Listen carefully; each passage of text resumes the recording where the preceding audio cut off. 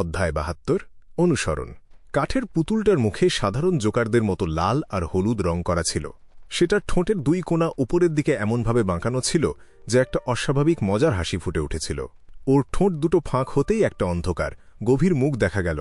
ক্লাইন, যে কিনা সেটার দিকে একদৃষ্টে তাকিয়েছিল, অনুভব করল তার গায়ের লোম দাঁড়িয়ে গেছে আর তীব্র এক আতঙ্ক তার ভেতর থেকে অনিয়ন্ত্রিতভাবে বেরিয়ে আসছে। তার চোখের সামনে সবকিছু যেন ফ্যাকাসে হয়ে গেল। মনে হচ্ছে সে যেন একটা পুরো বাদামি কাঁচের মধ্যে দিয়ে পুরো দুনিয়াটাকে দেখছে। ক্লাইনের চিন্তাভাবনা ধীরে ধীরে ধীমা হয়ে এলো, আর সে সহজাতভাবেই সাহায্যের জন্য চিৎকার করতে চাইল, কিন্তু তার গলাটা যেন কেউ দড়ি দিয়ে শক্ত করে চেপে ধরেছে। সে কোনো শব্দই করতে পারল না, একটা কথাও বের হল না মুখ দিয়ে। ঠিক তখনই ডান খেয়াল করল যে ক্লাইনের হাত নাড়ানোর ব্যায়ামটা ধীর হয়ে আসছে, তাই তিনি তাকে জোরে একটা ধাক্কা দিলেন। ক্লাইনের চোখের সামনের বাদামি কাঁচটা মুহূর্তের মধ্যে ভেঙে চুরমার হয়ে গেল। সে সাহায্য শব্দটা মুখ ফসকে বলে ফেলল, যেটা এতক্ষণ তার গলায় আটকে ছিল। শব্দটা গাড়ির ভেতরে তীব্র আতঙ্কের সাথে প্রতিধ্বনিত হল। এটা আরও শক্তিশালী হচ্ছে, ক্লাইন খুব নিশ্চিত স্বরে বলল। 2049-এর মতো একটা অদ্ভুত সিল্ড আর্টিফ্যাক্টের পাশে থাকলে একটু অসতর্ক হলেই ভয়ঙ্কর বিপদের মুখে পড়তে হয়। না, এর থেকে সাবধান থাকাটা আসলে একেবারেই অসম্ভব। এটাকে এড়ানোর জন্য অন্য কোনো উপায় বের করতে হবে। এটা স্বাভাবিক, আইওর হার্সন মাথা নেড়ে শান্তভাবে বলল। লোরোটা মুচকি হাসল। মনে হচ্ছে এটা তোমাকে পছন্দ করেছে। চিন্তা করো না, এটা তুলনামূলকভাবে কম বিপজ্জনক একটা গ্রেড 2 সিল্ড আর্টিফ্যাক্ট। তার স্বভাবসুলভ অলস গলায় কথা বলার মাঝেই পুতুলটা, যার শরীরের গাঁটগুলো পরিষ্কারভাবে মানুষের মতো উঠে দাঁড়ালো। এটা টলতে টলতে বাম দিকে যেতে শুরু করল। এর নড়াচড়া ছিল অবদ্ধ, ঠিক যেন একটা স্টিম ইঞ্জিন যেটা লুব্রিকেটিং তেলের অভাবে মরচে ধরে গেছে। রোবট ডান্স ক্লাইনের মাথায় হঠাৎ করেই কয়েকটা চীনা শব্দ ভেসে উঠল। 2049 এর বিপদটা কি হতে পারে তা নিয়ে তার মাথায় একটা নতুন ধারণা এলো। এটা কি জীবন্ত জিনিসগুলোকে নিজের নিয়ন্ত্রণে এনে নিজের সাথে মিলিয়ে নেয়? যদি অন্যরা সময় মতো আমাকে জাগিয়ে না দিত, তাহলে কি আমি একটা মানুষের আকারের পুতুল, একটা জীবন্ত বার্বি ডল হয়ে যেতাম? ক্লাইনের মাথায় যখন এই সব চিন্তা ঘুরপাক খাচ্ছিল, তখন আইওর হার্সনকে ডান জাগিয়ে দিল। সে তার হাত বাড়িয়ে এবং বাঁকিয়ে পুতুলটা যেদিকে ধীরে ধীরে হাঁটছিল সেদিকে ইশারা করল। সে গাড়ির চালক লিওনার্ডকে বলল, ওই দিকে। লিওনার্ড তো আর বাড়ির মধ্যে দিয়ে গাড়ি চালিয়ে নিয়ে যেতে পারে না, তাই তাকে ঘুরপথে যেতে হল। এই ঘুরপথে যাওয়ার সময় 2049 ক্রমাগত তার মুখ ঘোরানোর দিকটা ঠিক করে নিচ্ছিল। এটা এমনভাবে কাজ করছিল যেন একটা কম্পাস, যা সবসময় অ্যান্টিগোনাস পরিবারের দিকে নির্দেশ করে। এই দৃশ্য দেখে ক্লাইন, যে কিনা ক্রমাগত তার হাতের ব্যায়াম করে যাচ্ছিল, এই উত্তেজনার মধ্যেও প্রায় হেসেই ফেলেছিল। আমি শুনেছি 2049 নাকি অ্যান্টিগোনাস পরিবার তৈরি করেছিল। এটা কি আনুগত্যের প্রকাশ, নাকি সবকিছু গুলিয়ে ফেলার সেরা উদাহরণ? আইওর হার্সনের মাঝে মাঝে দেওয়া নির্দেশনা অনুযায়ী লিওনার্ড গাড়ি চালাতে লাগল। যখনই অদ্ভুত পুতুল 2049 গাড়ির কিনারায় চলে আসত, আইওর হার্সন ওটাকে টেনে পেছনে নিয়ে আসত, আর পুরো প্রক্রিয়াটা আবার নতুন করে শুরু হতো। প্রত্যেকবার এমন হওয়ার সময় সেটার মুখ খুলে যেত, আর দুজন মানুষ একবারে সেটার প্রভাবে পড়ত। ক্লাইনের টানটান হয়ে থাকা অনুভূতিগুলো ধীরে ধীরে হালকা হতে শুরু করল। সে বুঝতে পারল যে সিল্ড আর্টিফ্যাক্ট 2049 আর ততটা ভয়ের কিছু নয়, যতক্ষণ পর্যন্ত 3 জন বা তার বেশি মানুষ উপস্থিত থাকে, আর তারা ক্রমাগত তাদের হাতের নড়াচড়া বজায় রাখে, এবং যদি তারা সময় মতো নিজেদের সঙ্গীদের জাগিয়ে দেওয়ার ব্যাপারটা নিশ্চিত করে, তাহলে 2049 সামান্য একটা পুতুল ছাড়া আর কিছুই না, যার মধ্যে শুধু কিছুটা অদ্ভুত বৈশিষ্ট্য আছে। গাড়িটা দ্রুত গতিতে এগিয়ে চলল এবং শীঘ্রই বন্দরের কাছে পৌঁছে গেল, যেখানে সারি সারি গুদামঘর ছিল। কয়েকবার চক্কর দেওয়ার পর তারা নিশ্চিত হল যে 2049 সবচেয়ে ভেতরের ধূসর সাদা গুদামঘরে ঢুকতে চাইছে। আইওর হার্সনের মুখটা গম্ভীর হয়ে গেল। সে সাবধানে পুতুলটাকে ধরে আবার কালো বাক্সটার ভেতরে ঢুকিয়ে দিল। ধুম ধুম ধুম। ভেতর থেকে ক্রমাগত প্রচণ্ড ধাক্কার শব্দের মধ্যে বর্জিয়া আর লোরোটার সাহায্যে আইওর বারবার জেগে উঠল, আর খুব কষ্ট করে বাক্সটা বন্ধ করার কৌশলটা সক্রিয় করল। তারপর সে তার আধ্যাত্মিক শক্তি প্রয়োগ করে বাক্সের ওপরের তারা আর গাঢ় লাল চিহ্নগুলো সক্রিয় করল। অদৃশ্য শিলটা আবার ফিরে আসতেই আইওর হার্সন একটা লম্বা ভারী নিঃশ্বাস ফেলল। চলো নামা যাক, ডান স্মিথ নিচু আর শান্ত গলায় বলল। লিওনার্ড, ঘোড়াটা এখানেই বেঁধে রাখলেই হবে। কেউ ট্রেঞ্চ কোট, কেউ স্যুট, আবার কেউ শার্ট পরা অবস্থায় 6 জন গাড়ি থেকে নামল আর সবচেয়ে ভেতরের গুদামঘরের দিকে হাঁটতে শুরু করল। হাঁটার সময় তারা সবাই একতালে হাত প্রসারিত করছিল আর ভাঁজ করছিল। এই ব্যাপারটা বেশ উত্তেজনাপূর্ণ পরিস্থিতির মধ্যে একটা হাস্যকর আর অদ্ভুত পরিবেশ তৈরি করল। The night hawk awkward done squad ক্লাইন এই অনুভূতিটা কমানোর জন্য শুধু মনে মনে অভিযোগ করতে পারল, কিন্তু এটা ছাড়া আর কোনো উপায় ছিল না।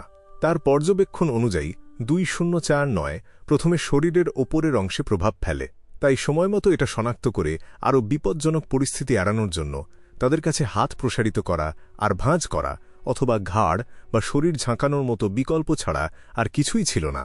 কিন্তু পরেরটা করলে দেখতে কেবল গুন্ডার মতো লাগে, আর চোখের পলক ফেলা বা ভ্রু নাচানোর মতো কাজগুলো হয় খুব সহজে নজর এড়িয়ে যায়, অথবা কাজটা করার ভঙ্গিটা খুব বড় হয়ে যায়। দুটোই ভালো বিকল্প ছিল না। এই অকওয়ার্ড ডান স্কোয়াড কজওয়ে বেরো গুন্ডা দলের সদস্যদের চেয়ে ভালো ক্লাইন হতাশ হয়ে একটা দীর্ঘশ্বাস ফেলল, আর ক্যাপ্টেন ডান স্মিথ এবং বাকিদের পিছু পিছু চলল। তারা গুদামঘরের দরজার যত কাছে যেতে লাগল, তার উদ্বেগ আর দুশ্চিন্তা ততই গভীর হতে লাগল। কেউ জানে না রে বিবারের ওপর নোটবুকটা কী ধরনের প্রভাব ফেলেছে। যদি খুব খারাপ কিছু ঘটে, ক্লাইন আবার ট্রান্সমাইগ্রেট করার আশার ওপর ভরসা করতে সাহস পেল না।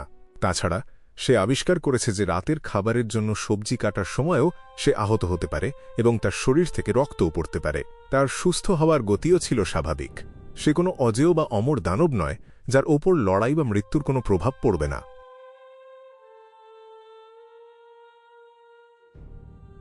হাঁটতে হাঁটতে ডান হঠাৎ করে তার স্থির হাতটা নামিয়ে আনল আর একটা চাপ দেওয়ার ভঙ্গিতে ইশারা করে গুদামঘরের দরজা থেকে 10 মিটার দূরে সবাইকে থামতে বলল। ক্লাইন, ডিভাইন করে দেখো তো গুদামঘরের ভেতরে কোনো বিপদ আছে কি না। যদি বিপদের মাত্রাটা বলতে পারো তাহলে আরও ভালো হয়। ডান তার মাথা ক্লাইনের দিকে ঘুরিয়ে বলল। তার ধূসর চোখ দুটো বরাবরের মতোই গভীর ছিল, সেখানে ভয়ের কোনো চিহ্ন ছিল না। ক্লাইন প্রায় বোঝা যায় না এমনভাবে মাথা নাড়ল আর হাতের ব্যায়াম থামিয়ে দিল। সে তার ডান হাতটা বাম হাতের কাফের দিকে বাড়িয়ে দিল আর রূপার চেইনটা বের করল, যার নিচে একটা টোপ্যাজ পাথর ঝুলছিল। যেহেতু সে তখনও হাত নাড়াচ্ছিল, ডান তার ধীরগতি দেখে সময় মতো বুঝে গেল এবং একটা ধাক্কা দিয়ে তাকে জাগিয়ে দিল। ক্লাইন তার বাম হাতের রূপার চেইনটা ধরল আর টোপ্যাজটাকে স্বাভাবিকভাবে ঝুলতে দিল। একই সাথে সে তার ডান হাতটাও নাড়াতে লাগল, কিন্তু এবার নড়াচড়ার মাত্রাটা অনেক কম ছিল। যখন টোপ্যাজটা স্থির হল, সে আধবোজা চোখে আলোর গোলকটা কল্পনা করল এবং মনন অবস্থায় প্রবেশ করল। তারপর সে বিড়বিড় করে বলল, ওয়্যারহাউসের ভেতরে বিপদ আছে, ওয়্যারহাউসের ভেতরে বিপদ আছে। 7 বার বলার পর সে চোখ খুলল এবং দেখল যে ঝুলন্ত টোপ্যাজটা ধীরে ধীরে ঘড়ির কাঁটার দিকে ঘুরতে শুরু করেছে। এটা আরও দ্রুত ঘুরতে লাগল এবং শেষে ক্লাইনের মনে হল যেন এটা তার বাম হাতটা টেনে ধরছে। বিপদ আছে, খুব বড় বিপদ, ক্লাইন সততার সাথে উত্তর দিল। ঘড়ির কাঁটার দিকে ঘোরার মানে হল উচ্চারিত বাক্যের প্রতি সম্মতি, আর ঘড়ির কাঁটার বিপরীতে ঘোরার মানে হল অসম্মতি। অন্যান্য বিয়ন্ডারদের জন্য, এমনকি একজন মিস্ট্রি প্রায়ারের জন্য, স্পিরিট ডাউজিং ব্যবহার করে কেবল বিপদ আছে কি না তা নির্ধারণ করা সম্ভব, কিন্তু বিপদের মাত্রা সম্পর্কে কোনো তথ্য পাওয়া সম্ভব না। তবে ক্লাইন আবিষ্কার করল যে সে যখন স্পিরিট ডাউজিং ব্যবহার করে তখন পেন্ডুলামটা বিভিন্ন গতিতে ঘোরে, যা উত্তরের মাত্রাটা প্রকাশ করে। যদিও এটা খুব একটা নির্ভুল এবং বেশ অস্পষ্ট ছিল, এটা একজনকে বাস্তবিক পরিস্থিতি সম্পর্কে একটা মোটামুটি ধারণা দিত। সিয়ার পোষণের কাছ থেকে এটাই আশা করা যায়। ক্লাইন এই ফলাফলে বেশ খুশি হল। সে যখন টোপ্যাজ পেন্ডুলামটা রাখতে যাচ্ছিল, তখন লিওনার্ড মিচেল, যে এতক্ষণ চুপ ছিল, হঠাৎ করে কথা বলল। ডিভাইন করে দেখো আমাদের চারপাশেও কোনো বিপদ আছে কিনা। ডান সম্মতি জানিয়ে মাথা নাড়ল। হ্যাঁ, আমার চিন্তা হচ্ছে যে সিক্রেট অর্ডার হাল ছাড়বে না এবং তারা হয়তো বিবারের বাড়ির ওপর সবসময় নজর রাখছিল। তারা হয়তো আমাদের পিছু পিছু এখানে চলে এসেছে আর কোনো গুরুত্বপূর্ণ মুহূর্তে ঝামেলা পাকাতে পারে। ক্লাইন একটা গভীর শ্বাস নিল এবং আবারও একটা শান্ত হ্যাসন্ন অবস্থায় প্রবেশ করল। যখন রূপার চেনটা আবার স্থির হল, সে মনে মনে আবৃত্তি করল, আমাদের চারপাশে বিপদ আছে, আমাদের চারপাশে বিপদ আছে। বিবৃতিটা পুনরাবৃত্তি করার পর ক্লাইন চোখ খুলল এবং রূপার চেনটার দিকে তাকাল। তার গাঢ় বাদামি চোখে টোপ্যাজ পেন্ডুলামটা প্রথমে খুব কষ্ট করে ঘড়ির কাঁটার বিপরীতে ঘুরল। তারপর এটা হঠাৎ থেমে গেল এবং ঘড়ির কাঁটার দিকে ঘুরতে শুরু করল। আমাদের চারপাশে বিপদ আছে। ক্লাইন সাবধানে কথা বলার সময় তার বুকের ভেতরটা ধক করে উঠল। শুধু তাই না, কেউ একজন তার ডিভিনেশন আটকানোর চেষ্টা করেছিল, কিন্তু সেই অদৃশ্য লড়াইয়ে তার কাছে হেরে গেছে। তার কথা শেষ হতে না হতেই একটা মুঠোর আকারের কমলা হলুদ আগুনের গোলা তাদের দিকে উড়ে এলো। এটা আগুনের মতো গতিতে দলের মাঝখানে এসে পড়ার উপক্রম হল। ডান স্মিথ, যে ক্লাইনের ডিভিনেশন করার আগেই তার লম্বা ব্যারেলের রিভলভারটা বের করে রেখেছিল, সাথে সাথে হাত তুলল, লক্ষ্য স্থির করল এবং ট্রিগার টানল। ব্যাং! আগুনের গোলাটা গুলির আঘাতে প্রভাবিত হয়েছে বলে মনে হল না, বরং এটা তার আসল গতিপথেই এগোতে থাকল, যেন এটা সবাইকে পাশ কাটিয়ে ছত্রভঙ্গ হতে বাধ্য করছে। ক্লাইন প্রথমে ভেবেছিল যে তাদের পিছু নিক না কেন তাতে ভয়ের কিছু নেই, কারণ এখানে 6 জন বিয়ন্ডার উপস্থিত ছিল।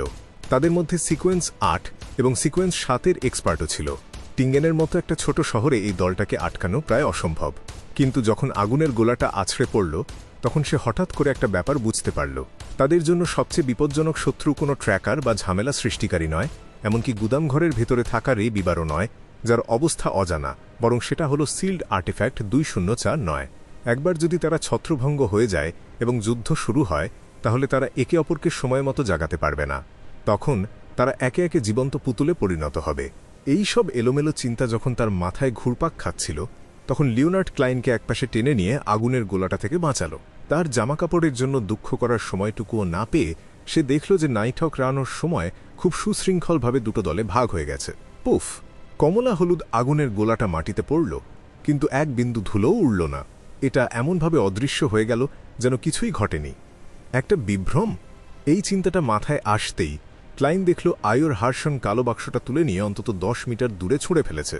এটার থেকে দূরে থাকো, ওটার দিকে নজর রাখো, আয়োর চিৎকার করে বলল। তার চিৎকার শেষ হওয়ার আগেই লিওনার্ড আর বর্জিয়া আলাদাভাবে বাক্সটার কাছে চলে গেল। তারা বাক্সটা থেকে অন্তত 7 মিটার দূরে দাঁড়িয়ে রইল, যাতে কেউ সেটার কাছে আসতে না পারে। অন্যদিকে ডান আর লোরোটা দুজনের হাতেই বন্দুক ছিল। তারা আয়োর হার্সনের পাশে দাঁড়ালো, যে একটা পাতলা রূপার তলোয়ার বের করেছিল। তারা একটা অর্ধচন্দ্রের মতো ফরমেশন তৈরি করে আগুনের গোলার উৎসের দিকে ছুটে গেল, আর চারপাশের এলাকাটার ওপরও নজর রাখল। এই দৃশ্য দেখে ক্লাইন, যাকে তার বেদ ছাড়াই হাতের ব্যায়াম করতে হচ্ছিল, সাথে সাথে স্বস্তির নিঃশ্বাস ফেলল। সে বুঝতে পারল যে সে একটা গুরুত্বপূর্ণ বিষয় এড়িয়ে গেছে। 2049-এর প্রভাবের একটা নির্দিষ্ট পরিসীমা ছিল। যতক্ষণ তারা সেটার থেকে যথেষ্ট দূরে থাকবে, ততক্ষণ তাদের বিপদ নিয়ে চিন্তা করার কোনো দরকার নেই। ক্লাইন গড়িয়ে উঠে দাঁড়াল। সে এক হাতে তার টোপ্যাজ পেন্ডুলামটা পকেটে ঢোকাল, আর অন্য হাতে তার হোলস্টার থেকে রিভলভারটা বের করল।